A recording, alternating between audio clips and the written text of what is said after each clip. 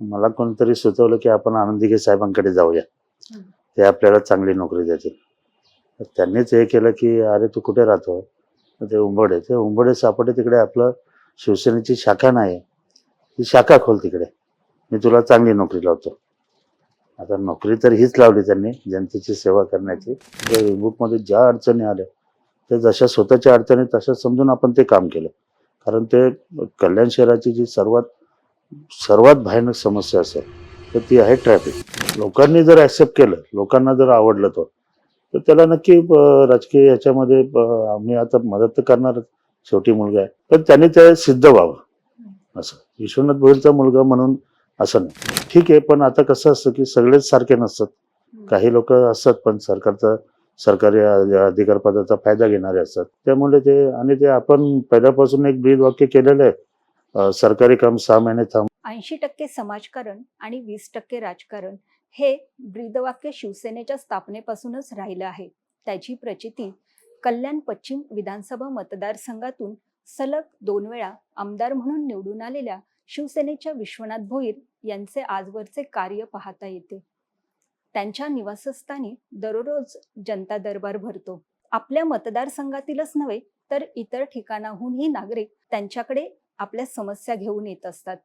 नागरिकांच्या सुखदुःखात सहभागी होणारा लोकप्रतिनिधी अशी त्यांची जनमानसात ओळख आहे. इतर पक्षांशी असलेले चांगले संबंध, नगरसेवक पदापासून आपल्या पक्षात विविध पदावर कार्य करणाऱ्या आमदार विश्वनाथ भोईर यांचा आज 4 एप्रिल रोजी वाढदिवस आहे. त्यानिमित्ताने आपण त्यांच्या उंबर्डे परिसरातील मातोश्री या निवासस्थानी आलो आहोत. चला तर मग आपण त्यांच्या राजकीय प्रवासाबरोबर त्यांचं कौटुंबिक जीवन, त्यांनी आजपर्यंत शहरात केलेली विकासात्मक कामे आणि त्यांचं पुढचं विजन कसं असणार आहे हे सर्व आपण या विशेष मुलाखतीतून जाणून घेऊया. नमस्कार, मी जान्हवी मोरे आणि कॅमेरावर आहेत अविनाश सूर्यवंशी. आपल्या सर्वांचं महा MTV मध्ये स्वागत. सर, तुमचंही महा MTV मध्ये स्वागत आहे. सर, आपला राजकारणात प्रवेश कसा झाला? घरात काही राजकीय पार्श्वभूमी होती की विद्यार्थी चळवळीतून तुम्ही राजकारणात आलात? घरात पार्श्वभूमी अशी नव्हती, पण कॉलेजला असताना भारतीय विद्यार्थी सेनेच्या माध्यमातून क्लास रिप्रेझेंटेटिव्ह म्हणजे CR पदी मी जेव्हा निवडून आलो, तिथून मग ते 1-2दा आनंद दिघे साहेब मला दिसले ठाण्यामध्ये, आम्ही लोक जात असू तेव्हा. ते थोडं हे होत गेलं, छाप पडत गेली अशी की शिवसेनेचं कार्य करावं, आपल्याला लोकांची काहीतरी सेवा करता येईल वगैरे. आणि मग त्या माध्यमातून 1992ला शाखा प्रमुख झालो. साबीरबाई होते, दिघे साहेब होते आणि कल्याणचे बरेचसे ज्येष्ठ मंडळी होते. ह्या भागामध्ये शाखा नसल्या कारणाने त्यांनी मग ती शाखा ओपन करायला सांगितली आणि तिथून मग ही वाटचाल माझी खऱ्या अर्थाने चालू झाली 1992 पासून. घरात असं वातावरण तर नव्हतं, कारण सामान्य कुटुंबातून आलेलं आहे ना, त्यामुळे असं विशेष काय राजकीय हे नव्हतंच म्हणजे असं. आणि एक खेडेगाव बाजूला असल्यामुळे जे राजकारण कल्याण शहरामध्ये व्हायचं किंवा डोंबिवली वगैरे, तेव्हा एकत्र मतदारसंघ होता आपला, तर त्याच्याशी तेवढं संबंधित नाही. एकदा उमेदवार आले, भेटले तर भेटले की काही लोकांना जमा करून तेवढ्या दिवसापुरतं ते राजकारण नसायचं, बाकी काही विशेष असं घरातलं वातावरण नव्हतं तसं. तुमच्या राजकीय प्रवासाबद्दल सांगा. आणि याआधी आपली महाविकास आघाडी होती, तर तिकडे जास्त समाधानी होता की आता कसे समाधानी आहात? नाही, कसं आहे माहिती आहे का, आता सुरुवातीला मी बोललो की आनंद दिघे साहेब, त्याच्यानंतर बाळासाहेबांचे, तेव्हा काय हे सोशल मीडिया वगैरे हा प्रकार नव्हता आणि फक्त ऐकून किंवा सभेला जाणं अशा गोष्टींनाच शिवसेना मनामध्ये वाढत गेली. आणि मग त्याच्यानंतर 1995ला आपल्या महापालिका झाल्या, त्याच्यामध्ये आमच्या वहिनीला निवडून आणलं, चंद्रा कारभारी. तर तिथून जी घोडदौड चालू झाली ती त्याच्यानंतर 2000ला मी नगरसेवक झालो, मग जयवंत भोईर झाले, मग जयवंत भोईर, प्रभुनाथ भोईर, असं सर्व ते चालत आलं. आणि मी सुद्धा मग एक एक पायरी पुढे चढत शाखा प्रमुख करून मग विभाग प्रमुखानंतर उपशहर प्रमुख नंतर शहर प्रमुख आणि शहर प्रमुखानंतर मी आमदार झालो. आता तोपर्यंत तर सर्व शिवसेना ही एकत्र होती. त्यामुळे जे काय आमचं सर्व काय होतं, सुरुवातीला आनंद दिघे साहेब आणि त्यांच्या जाण्यानंतर एकनाथ शिंदे साहेब, ते प्रत्येकाच्या सुख-दुःखात प्रत्येकाला मदत ह्या गोष्टीमध्ये ते अग्रेसर होते एकदम. आणि कार्यकर्त्याला सांभाळणं हे जास्त करून त्यांच्याकडूनच मी शिकलो. त्यामुळे असा एक हे झालं की जिकडे एकनाथ शिंदे साहेब तिकडे आपण. आता त्यावेळेस पण ठीक आहे थोडं तेव्हा पण 3 पक्ष एकत्रच होतो आम्ही. निधीची मारामार होती, पण 2 वर्ष तर कोरोनामध्ये गेली. त्यामुळे पाहिजे तसं काही करता आलं नाही. परंतु सत्तांतर झाल्यावरती मग मी साहेबांबरोबर, शिंदे साहेबांबरोबर जाण्याचा विचार केला. आणि मग खऱ्या अर्थाने बऱ्याचशा कामांना तेव्हापासून सुरुवात झाली. जी रखडलेली आपली कामं होती. त्याच्यामध्ये आधी फक्त दुर्गाडी पूल झाला होता. सर, आपले सामाजिक आणि राजकीय क्षेत्रातील आदर्श कोण आहेत? सामाजिक आणि राजकीय याच्यामध्ये तर सर्वात प्रथम नाव मी घेणार आनंद दिघे साहेब, कारण त्यांचाच पगडा माझ्यावरती पडलेला आहे. एक छोटी गोष्ट तुम्हाला सांगतो मी.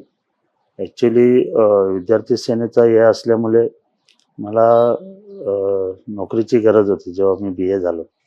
कारण घरची परिस्थिती तेवढी चांगली नव्हती. मला कोणीतरी सुचवलं की आपण आनंद दिघे साहेबांकडे जाऊया.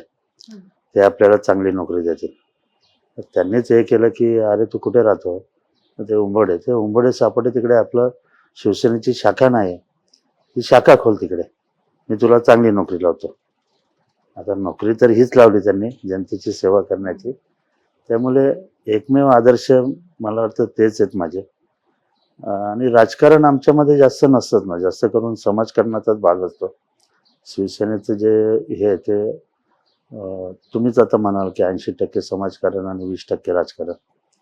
त्यामुळे राजकारणाचा तो तेवढ्यापुरता आहे आणि त्यामुळे पण दोन्ही याच्यामध्ये सुरुवातीला आनंद दिघे साहेब आणि आता एकनाथजी शिंदे साहेब. कल्याण पश्चिम हा ऐतिहासिक वास्तूंनी व्यापलेला असा परिसर आहे. तर त्या ऐतिहासिक वास्तूंचं जतन व्हावं यासाठी तुम्ही काही शासन दरबारी प्रयत्न केले आहेत का? नाही, आपण त्या संदर्भात बराचसा पत्रव्यवहार केलेला आहे. आपण तो पाहिजे तर तुम्ही कधी सांगाल तर जनतेपुढे ठेवू शकतो. त्याच्यात यश आलं मला किल्ले दुर्गाडी बाबतीमध्ये, की किल्ले दुर्गाडीची पडझड दिघे साहेब जेव्हा मी पहिल्यांदा किल्ले दुर्गाडीचा अध्यक्ष झालो 2015ला. हां, 2015ला जेव्हा मी अध्यक्ष झालो, तर अशी परिस्थिती होती तिथली की ते पडायला वगैरे म्हणजे कधी हे करेल.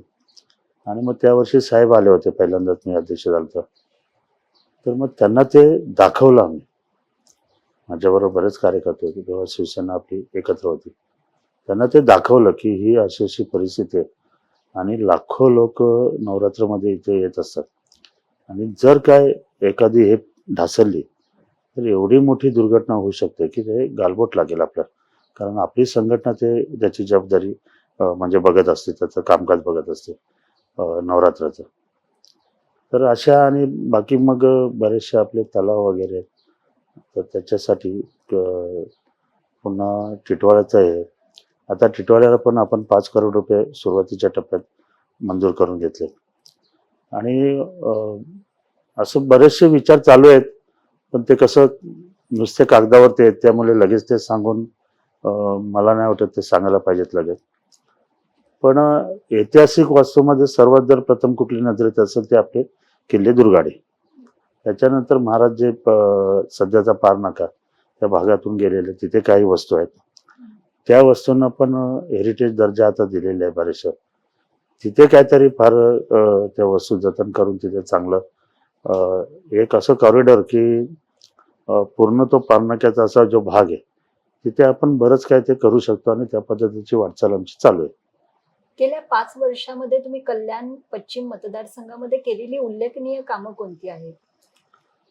सर्वात मस्त तर कसं असतं माहिती आहे का की तुमच्या शहराचा विकास करायचा तर तुमचा जो पाया असतो, इन्फ्रास्ट्रक्चर जे असतं ते मजबूत पाहिजे.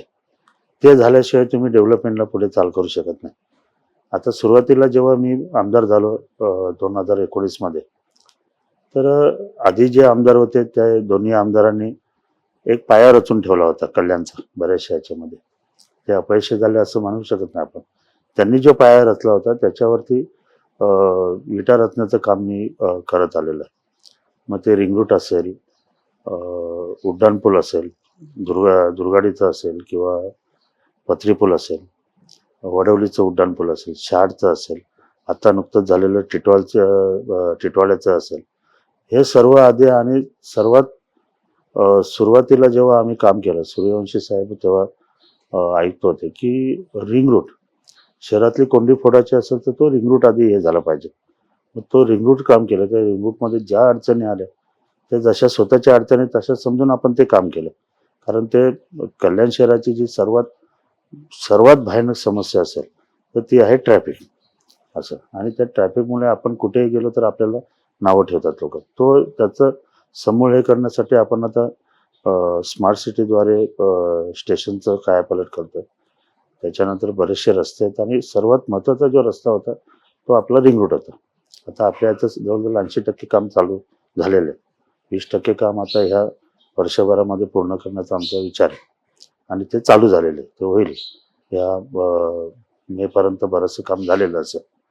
तर अशा पद्धतीचं महत्त्वाचं काम. त्याच्यानंतर जर तुम्ही बघत असाल तर 5 वर्षापासून मी पाण्याच्या प्रश्नासाठी 5 वर्षापासून मी सभागृहात विधानसभेत भांडत आहे. मी त्यांना हे करतो की पाणी वाढवू शकत नाही. उल्हास नदीचं पाणी आपण पाहिजे तेवढं उचलू शकत नाही. तर कल्याण डोंबिवली महापालिकेला एवढ्या दररोजची परवानगी आहे, लोक राहायला येतात, एवढे रजिस्ट्रेशन होतात, तर आम्हाला एक स्वतंत्र धरण द्या.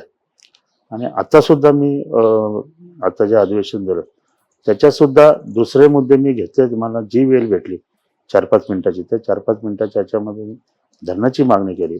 आणि मग त्याचं फलित असं झालं की साहेबांनी आता काळू धरण आणि कुशिवली धरण हे होण्यास काही अडचणी आहेत. त्यामुळे देहरेज म्हणून धरण आहे विक्रमगड पालघरला, त्याच्यासाठी त्यांनी निधी ठेवलेला आहे, जेणेकरून ते पाणी ठाणा, भिवंडी आणि कल्याण ह्या महापालिकेनं वाटप केलं जाईल. ते झालं तरी पण आपला बराचसा पाण्याचा प्रश्न सुटू शकतो. सुपर स्पेशालिटी हॉस्पिटल आपण बांधायचं लोकांना त्यावेळेस वचन दिलं होतं, ते आपलं आता बांधून तयार आहे. मला वाटतं थोड्या दिवसात चालू व्हायला पाहिजे, कारण ते कन्सल्टंटसाठी आपण टेंडर हे केले. तर ते जर झाले ओपन आणि कन्सल्टंटचं काम झालं तर आपण एक चांगलं सुपर स्पेशालिटी हॉस्पिटल, 100 बेड आहेत पण कन्सल्टिंगमध्ये काय कमी जास्त होतील. आणि सर्व प्रकारचे आजार म्हणजे कल्याणमधील जे नागरिक आहेत, गरीबातला गरीब, श्रीमंतातला श्रीमंत, या प्रत्येकाला तिथे उपचार भेटतील. आणि बाकी इतर बरेचसे आहेत पण ते ठीक आहे, छोटे आहेत आणि त्याचा उल्लेख मला वाटत नाही, ते लोकांना त्यांच्या एरियात केलेले आहेत. आणि पण ह्या काही गोष्टी ज्या आहेत त्या गोष्टींसाठी आपण मोठ्या प्रमाणात पाठपुरावा केलेला आहे. आणि सगळ्यात सुरुवातीचं म्हणजे जेव्हा मी 2019ला प्रचारासाठी बाहेर पडले तेव्हा पहिल्या दिवसापासून तर प्रचार संपेपर्यंत सर्व लोकांची एकच मागणी, पाणी समस्या, ट्रॅफिक समस्या. तुम्ही तेवढं सोडा, ठीक आहे. आता ते पायवाटा असेल, गटर असेल, ते स्थानिक लोक मागणी करतात, परंतु ओव्हरऑल कल्याणचा विचार केला तर ट्रॅफिक समस्या, पाणी समस्या आणि आरोग्य समस्या ह्या गोष्टींसाठी मी त्याच्यामुळे त्यांचा पाठपुरावा करत आलेला आहे. आता देहरेज धरणाला पैसे ठेवल्यामुळे ते पण भले वर्षात 2 वर्षात ते पण पूर्ण होईल आपलं. बाकी रिंग रूट वगैरे सर्व आपण केलेले आहेत. रस्त्यांचं चांगल्या प्रकारचं जाळं आपण तयार केलेलं आहे. आता आपण खासदार श्रीकांतजी शिंदे यांनी आपलं पौर्णिमा टॉकीज ते विठ्ठलवाडी हा पण ब्रिज आपण आता त्याचं थोड्या दिवसात काम चालू झालं, मला वाटतं चालू पण झालं असेल. तर अशा पद्धतीने आता कल्याण कसं एक बेट आहे ना, नदीच्या तिन्ही बाजूला नदी आणि एका बाजूला रेल्वे, हे कल्याण पश्चिमचा विचार केला. मग त्याच्यासाठी प्रत्येक ठिकाणी ब्रिज असं. आता शहाडचं ब्रिजचं आपण घेतलं त्याच्यासाठी निधी ठेवलाय. गांधारीचं ब्रिज जो आहे नदीवरचा त्याच्यासाठी पैसे ठेवले आहेत. हे सर्व आता आपण या बजेटमध्ये तरतूद केलेली आहे. ते कसं करायचं, काय करायचं, आता ते येत्या वर्षभरामध्ये आम्ही सर्व साहेबांच्या ह्याच्याने करणार आम्ही ते. पण अशा पद्धतीने जे लोकांना म्हणजे प्रॅक्टिकली कल्याणच्या लोकांना पाहिजे ते आपण देण्याचा प्रयत्न करतो. छत्रपती शिवाजी महाराजांच्या पदस्पर्शाने पावन झालेल्या दुर्गडी किल्ल्याच्या संवर्धनाचं कार्य आता कुठपर्यंत आलेलं आहे? आता दुर्गाडीचं काम बरंचसं चालू आहे. फक्त कसं असतं ते की ते आपल्या ह्या कामासारखं दगड रचले विटा रचले असं होत नाही. तो दगड पण बाहेरून येतो. नंतर मग ते चुना आणि मेथी वगैरे हे घाण्यामध्ये हे करून म्हणजे जसं जुन्या पद्धतीचे किल्ले व्हायचे किंवा गडकोट व्हायचे त्या पद्धतीचं काम चालू आहे म्हणून त्याला थोडा वेळ लागतो. मध्ये एका विशिष्ट जमातीने ते कोर्टात हे झालं होतं म्हणून त्याच्यावरती स्टे घेतला होता. त्यामुळे 1 महिना 1.5 महिना काम थांबलं होतं. आता परत नेटाने चालू आहेत. मी आता परवा दिवशी जाऊन आलो. खालून सर्व बघून आलो. तर आता ते चालू आहे आणि ते येणाऱ्या नवरात्राच्या आधी बरचसं काम पूर्ण झालेलं असेल. बरचसं म्हणजे 99% 90% काम पूर्ण झालं असेल. कल्याणमधील आधारवाडीनंतर आता बारवे कचरा भूमीचा प्रश्न पेटलेला आहे. स्थानिकांकडून त्याला विरोध होत आहे. तर आमदार म्हणून तुमची भूमिका काय असणार आहे? कचऱ्याचा एक प्रश्न आपल्याकडं फार जटिल होत चाललेला आहे. मध्ये ते नवी मुंबईला तिकडे ती क्षेपणभूमी आपण करणार होतो. त्याच्यामध्ये आपला सर्व कचरा पाठवायचा होता. परंतु काहीतरी रेटचे हे झाल्यामुळे त्यावेळचे आयुक्त मला वाटतं आपले महापालिकेचे रामनाथ सोनवणे साहेब होते. त्यांच्याकडे बैठका झाल्या. त्यावेळेस गणेश नाईक पालकमंत्री होते आपले ठाण्याचे. त्यांच्याकडे बैठका झाल्या की हे एक तर आपण बघतोयच आधारवाडीचं. तर हे बाकी उंबरडे किंवा बारावे हे कशाला करता आता? कचरा आपण तिकडे नेऊया. पण तो कचरा नेण्याचं काय रेटवरनं त्यांच्या हे झालं आणि ते विस्कटलं गेलं. त्याच्यानंतर मग उंबरड्याचं कचरा डेपो. तो उंबरड्याचा आपण जो कचरा डेपो दिला होता तो असं होतं की त्याच्यावरती प्रक्रिया करून तिथे खत निर्मिती करणार आपण किंवा गांडूळ प्रकल्प करणार. पण तसं न झालं तर तिथे पण डोंगर राहतात. त्यामुळे आता बारावेचे लोक पण उठाव करायला लागले की यार उंबरड्याला आमदार राहतो, नगरसेवक सर्व राहतात आणि तिथे पण डम्पिंग होत चाललंय तर आपलं पण डम्पिंग होणार. तर त्या भीतीपोटी नागरिक आता सगळीकडे विरोध, आता इकडे पण विरोध करत चालले. पण आता कचऱ्याचा प्रश्न तर सोडवलाच पाहिजे. आपलं काय होतंय माहितीये का, फक्त एका ठिकाणी काय झालं ना की बाकीच्या ठिकाणी ज्या कचऱ्यासाठीच्या आपण या केलेल्या आहेत ते लोक विसरून जातात ना महापालिकेचे अधिकारी. नाही ठीक आहे आता जातो ना उंबरड्याला कचरा, मग आता आपण रिलीफ चालू. पण त्या ठिकाणी 7 ठिकाणी आपले प्रकल्प करायचे आपण. टिटवाल्याला आहे, डोंबिवलीला आहे, कल्याण पूर्वेला आहे. ते केलं तर मग कोणी हे करणारच नाही ना की बाबा तुमचाच कचरा आहे, तुम्हाला ते इथे करावंच लागेल असं. पण ते ठीक आहे उदासीनता आता महापालिका अधिकाऱ्यांचे. पण तोपर्यंत लोकांनी थोडं सहकार्य केलं तर बरं होईल मला वाटतं. कचऱ्याचा प्रश्न गंभीर आहे, आरोग्यासाठी गंभीर आहे, सगळ्या बाबतीत गंभीर आहे असं. पण आता कचरा तर आपण कुठे रस्त्यावरती किंवा कुठे टाकू शकत नाही असं. त्यामुळे योग्य ठिकाणी त्याचं हे करावं असं. आता वारंवार मी आता काल पण माझ्या आयुक्तांबरोबर त्या संदर्भात बैठक होती. कालच त्यांची बदली झाली त्यामुळे मला फोन आला की आज मीटिंग होणार नाही. मी ठीक आहे, आता नवीन आयुक्त आले की त्यांच्या पुढे मांडूया आपण. नागरिकांच्या ज्या दैनंदिन समस्या असतात ह्या महापालिका प्रशासनाच्या अखत्यारात येत असतात. पण जेव्हा नागरिकांना प्रश्न भेडसावू लागतात, समस्या भेडसावू लागतात त्यावेळी ते तुमचाही दरवाजा ठोठावतात. तर अशा वेळेला महापालिका प्रशासन किंवा आयुक्त यांच्याबरोबर तुमचा समन्वय कसा असतो? शक्यतो कसं असतं माहिती आहे का की नागरिकांची कामं करताना असं मला म्हणजे एवढ्या वेळाचा अनुभव आहे मला की आधी पण आमदार नसताना पण मला अनुभव आहे की अधिकारी जे इथले लोकल अधिकारी आहेत ते आपल्याला सपोज सहकार्य करतच असतात. पण त्यांना कल्याणबद्दल असतात. ठीक आहे डेप्युटेशनवर आलेले अधिकारी थोडंफार कानाडोला करतात. पण ते आमदारांनी फोन केला किंवा आमदारांनी एखादं काम सांगितलं ते इमिजिएट करतात. ते असं नाही. आयुक्त पण मला आतापर्यंत कधी असं कुठल्या गोष्टीला नकार वगैरे असं, कारण आपण कुठलं अनलिगल काम घेऊनच जात नाही. लिगलच काम जी पब्लिकची कामं असतात तीच हे करण्याचं. जास्त करून आता पब्लिकचं कसं असतं मॅडम की जी लोक आमच्याकडे येतात त्याच्यामध्ये जास्त करून लोक असतात ती पाणी प्रश्न असं. मग ते पाणी आता मला पण माहिती आहे, मी स्वतः प्लांटवर जात असतो की पाणी आपल्याकडं आहे कमीच आहे तर आपण ते पुरवू पण शकत नाही. आणि दररोजची लोक एवढी राहायला येतात. बरं ऑफिशियली आपण असं काही परवानगी वगैरे थांबू शकत नाही की बाबा आता बिल्डिंग बांधू नका, लोक जास्त झालेत, पाणी नाही आपल्याकडे, ते पण करू शकत नाही. मग अशा वेळेला जे आहे ते पाणी डायव्हर्ट करणं किंवा व्यवस्थित देणं आता ते ठीक आहे. तारेवरची कसरत असते माझी पण अधिकाऱ्यांची पण. पण ते आम्ही करत असतो. लोकांना सॅटिस्फाय करूनच मी इथनं पाठवतो. तुम्ही मला आता कधी आल्या असेल तर बघितलं असेल का इथे म्हणजे काही प्रश्न घेऊन लोक येतात ते त्यांना भेडसावत असतात. मग ते कुठल्याही पद्धतीचे असो. त्यांना आसरा असतो की बाबा ठीक आहे. आता काय कसं होतं की काही अधिकारी टाळाटाळ करतात किंवा त्यांना ठीक आहे उद्या या परवा या, म्हणजे जे आपण बोलतो ना सरकारी काम आणि 6 महिने थांब वगैरे असा प्रकार सरळ चालतो.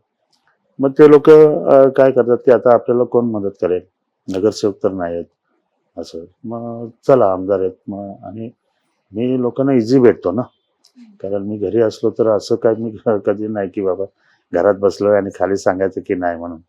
मी येणाऱ्या सकाळपासून ते रात्रीपर्यंत येणाऱ्या प्रत्येकाला, कारण दुपार असो कधी कुठली वेळ, मग ते जरा थोडं लोकांना असं पसरलेलं आहे आमच्या मतदारसंघातले पण आणि बाहेरचे पण लोक, की इथून इथं आलेला माणूस खाली आज जात नाही.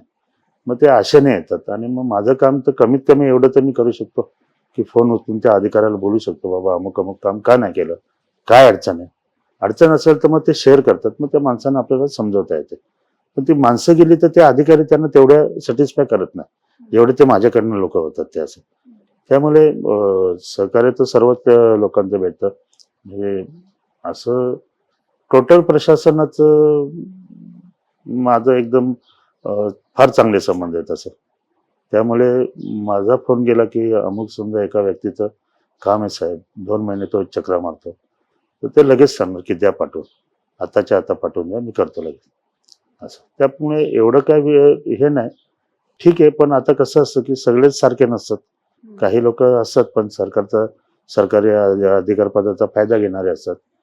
त्यामुळे ते, आणि ते आपण पहिल्यापासून एक ब्रीद वाक्य केलेलं आहे, सरकारी काम 6 महिने थांबा. त्यांना असं वाटतं ते आमच्यासाठीच आहे, खास सरकारने ठेवलेलं आहे की सरकारी काम आणि 6 महिने काम करायचं नाही. असे पण काही महानगर असतात.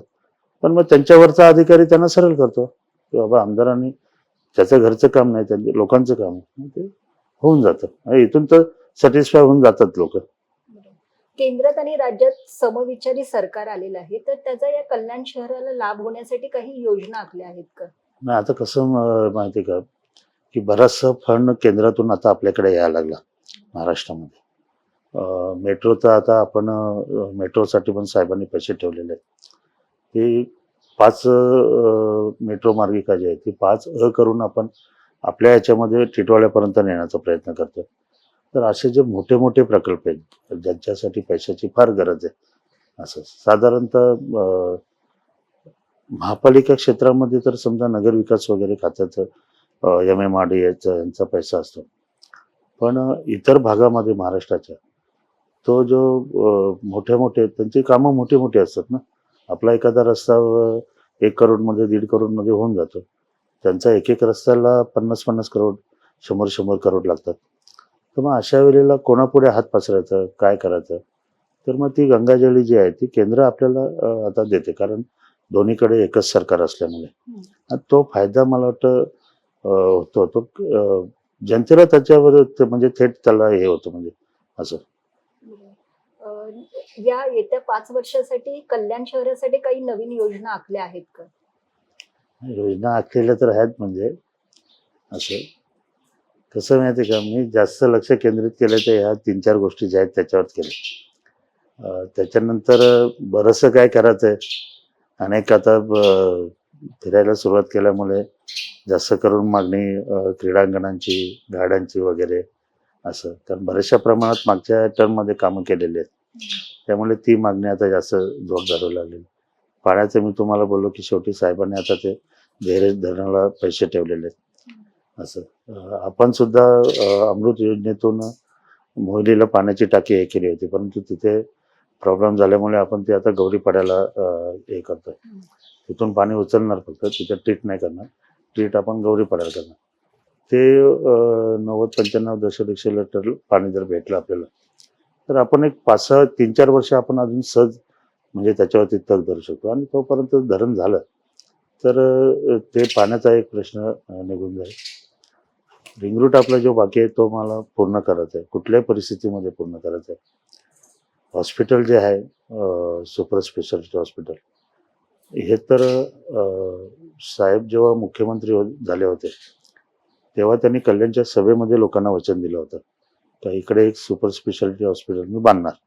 तर तशा पद्धतीने त्यांनी ते केलेलं आहे. आपण गौरीपाड्याला आपलं हॉस्पिटल आता तयार होते असं. अजून विजन तर भरपूर आहे, जशी जशी लोकसंख्या वाढत चालली, पॉप्युलेशन वाढत चालले, तसं तसं आता कोर्टची मागणी आहे माझ्याकडे.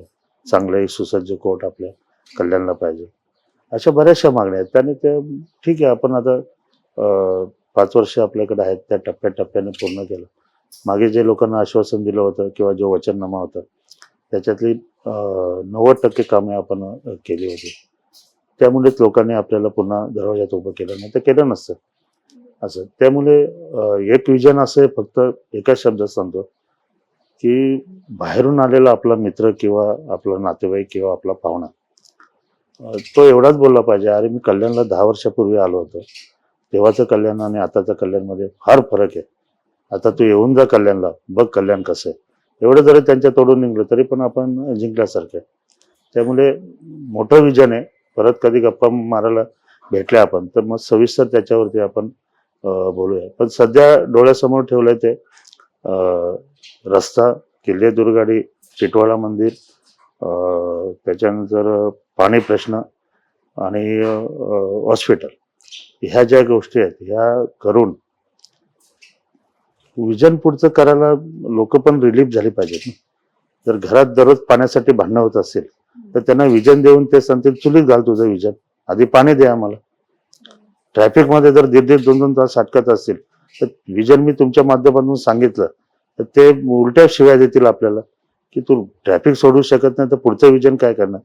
त्यामुळे ह्या समस्या सुटू द्या. आपण पुन्हा कधीतरी त्या विजनवरती चर्चा करू. लोकांना नक्की आवडेल ते ऐकायला, तर तेव्हा आपण ती करू चर्चा. आपले चिरंजीव वैभव भोईर यांनी सामाजिक कार्याला सुरुवात केली आहे, तर येत्या काही वर्षामध्ये आम्ही त्यांना राजकीय कल्याण शहराच्या राजकीय पटलावर पाहू शकतो का? कसं असतं माहितीये का, की म्हणजे असं प्रमोट वगैरे तो भाग नसतो. मला नाही वाटत, मला त्याच्यावरती विश्वास नाही, की ठीक आहे मी माझ्या जागेवर वैभवला उभा केला वगैरे असं. त्यांनी आता तो सडनली कसा आला, की इलेक्शन मध्ये त्यांनी कामाला सुरुवात केली. कारण माझा पाय प्रॉब्लेम झाला होता, त्यामुळे मी फिरू शकत नव्हते जास्त. मग माझे मिसेस, मुलगी, माझ्या भाऊजाई, भाऊ, वैभव, सूनबाई, प्रभुनाथ भोईर भाऊ माझा, बाकी सगळे भाऊ आमचे 16-17 जण आम्ही, त्याने सगळ्या भाऊजाई, या सर्वांनी टीम तयार केली, की आता दादा तर फिरू शकत नाही, आपल्याला आता फिरायचं आहे. आणि ते फिरायला लागले. आता आपण लोकांचं सर्वच चांगलं केलं होतं, सगळ्या ठिकाणी कामं केली होती. असा कुठलाच वार्ड नव्हता की जिथे 2-4 करोड निधीचं काम केलं नाही. त्यामुळे लोक ऍक्सेप्ट करायला लागले त्यांना, असे वाट बघायला लागले, या असं. त्यामुळे त्याला पण नवीनच उतरला होता, तर त्याला पण ते हुरूप आलं. आणि त्याच्यानंतर मी आजारी पडलो, जवळ 4 महिने मी बेडवरच काढले. तर त्या 4 महिन्यामध्ये सर्व कार्यक्रम, म्हणजे फक्त मतदारसंघाचे नाही, आजूबाजूचे सर्व कार्यक्रम तो करायला लागला. असं ते आवड त्याला पण लागली. लोकांनी जर ऍक्सेप्ट केलं, लोकांना जर आवडलं तो, तर त्याला नक्की राजकीय याच्यामध्ये आम्ही आता मदत तर करणारच, शेवटी मुलगा आहे. पण त्याने ते सिद्ध व्हावं. असं विश्वनाथ भोईरचा मुलगा म्हणून असं नाही, विश्वनाथ भोईरचा मुलगा पण वैभव भोईर असं त्यांनी सिद्ध व्हावं. बाकी मग त्याला त्याच्यानंतर मी अनुभवलेलं की बिना राजकारणाचा वारसा असताना, किंवा तुम्हाला मी बोललो की आमची परिस्थिती अशी होती की खायचे वांदे होते, तर त्याच्यातून मी जर इथपर्यंत पोहोचू शकतो तर ते माझ्या कुठल्या तरी इच्छाशक्तीच्या बळावर किंवा मी करत असलेल्या कार्याच्या बळावर. तर त्यांनी तो धडा घ्यावा आणि कार्य करत राहावं. लोक आपोआप तुम्हाला ऍक्सेप्ट करतात असं. आणि ह्या वेळेला मी बघितलेलं की जे सर्वे व्हायचे माझे, तर सर्वांमध्ये लोक म्हणजे हे करून सांगायचे, नाही विश्वनाथ भोईरच पाहिजे, दुसरा कोणी देऊ नका, तुम्ही कुठले सर्वेवाले आहेत असं ते सांगा त्यांना, कोणाला एकनाथ शिंदे साहेबांना वगैरे, की तो विश्वनाथ भोईरच पाहिजे, हे लोकांकडनं यायला पाहिजे असं.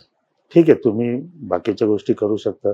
आता इलेक्शनमध्ये सर्वच लोक साम दाम दंडभेद करत असतात, पण माझा विश्वास असा आहे की लोकांची मनं जिंकली की मतं आपोआप भेटतात असं. त्यामुळे त्या पद्धतीने त्यांनी वागावं, त्याला पण भविष्य चांगलं असेल. लोक ऍक्सेप्ट करतात ना त्याला. म्हणजे कार्यक्रमाची पत्रिका द्यायला येतात जेव्हा, तेव्हा ते स्वतःहून हे करतात की वैभवला पाठवा असं. म्हणजे ते हळूहळू लोकांना तो आवडत चालला, तर त्याचं करिअर आहे, त्याने हे करावं, पूर्ण सहकार्य तर राहणार, पूर्ण राहणार ते. आपल्या वाढदिवसानिमित्त आज कोणकोणते कार्यक्रम तुम्ही आयोजित केलेले आहेत?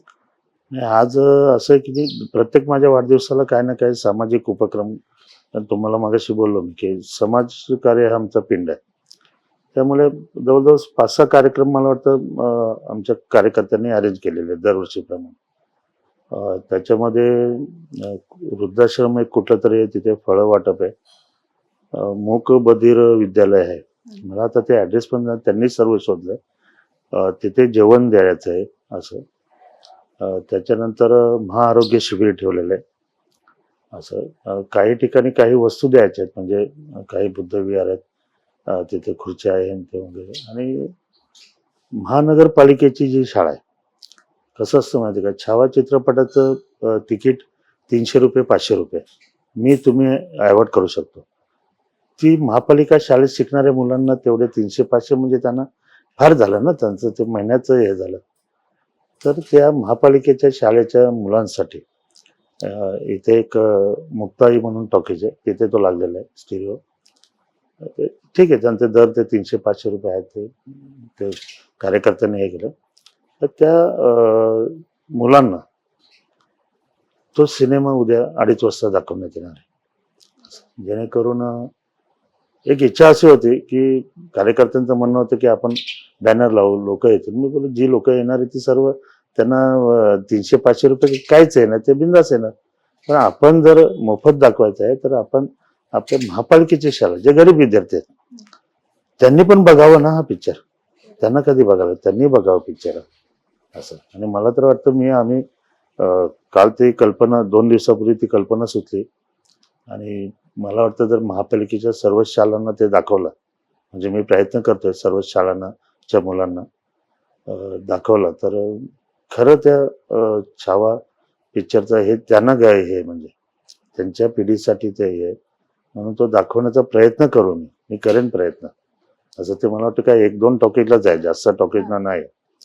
तर ते बघूया कसं जमतं. पण उद्याच्या दिवसात तर पहिली सुरुवात मी महापालिकेच्या शाळेच्या विद्यार्थ्यांना करणार आहे. शहराचा विकास हाच आपला ध्यास घेऊन हे ब्रीद वाक्य घेऊन आमदार विश्वनाथ भोईर हे शहरामध्ये काम करत आहेत आणि येत्या 5 वर्षामध्ये पाणी, दुर्गाडी किल्ल्याचे संवर्धन आणि रस्ते असे विविध प्रश्न त्यांना या माध्यमातून सोडवायचे आहेत. त्यामुळे येत्या काळामध्ये कल्याण शहराचा चेहरामोहरा बदलणार यामध्ये कोणत्याही प्रकारची शंका नाही. कल्याण डोंबिवलीतील अशाच महत्त्वाच्या घडामोडी जाणून घेण्यासाठी तुम्ही आमच्या महाम टीव्ही फेसबुक पेजला लाईक आणि सबस्क्राईब करा. तसेच हा व्हिडिओ कसा वाटला हे तुम्ही आम्हाला नक्की कळवा. धन्यवाद.